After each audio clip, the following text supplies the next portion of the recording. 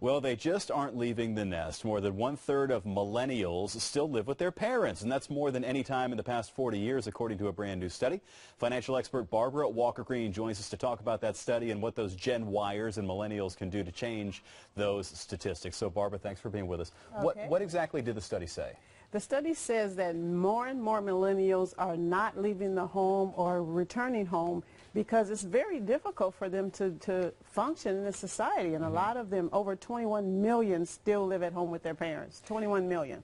That may be annoying to the parents, but the reality is that it seems like these days people incur much bigger college loan costs, and then there are fewer jobs waiting for them when they come out, right? Exactly, and that's one of the reasons, a couple of the reasons. One is underemployment or unemployment. Many of them are not being able to find jobs. Many baby boomers are staying in the job market a lot longer.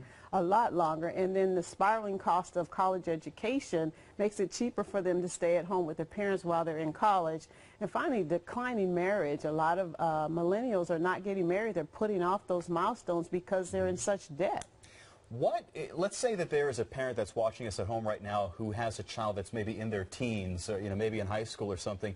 Is there anything preemptively you can do as they approach those college years and get into college to maybe lessen their financial burden so that they can leave the nest? Planning is the key, and hopefully the parents are planning a lot younger than teen years, because college education is extremely expensive. But if you have a teen already, one of the things you might want to look at is the cost of staying in state to go to school. Those out-of-state costs are ridiculously high. I have my own kids that went out of state to college, and I know from experience. But those types of planning situations will definitely help, and hopefully to keep them on the track of being able to live on their own a lot sooner. Are there any other financial choices that these young people are making that are maybe hindering their progress? Debt. A lot of them are in a lot of credit card debt and a lot of student loan debt. And so a lot of them are having to stay home because they just can't afford to live on their own. So it's really a difficult situation for a parent, especially one who's trying to plan for retirement at the same time and taking care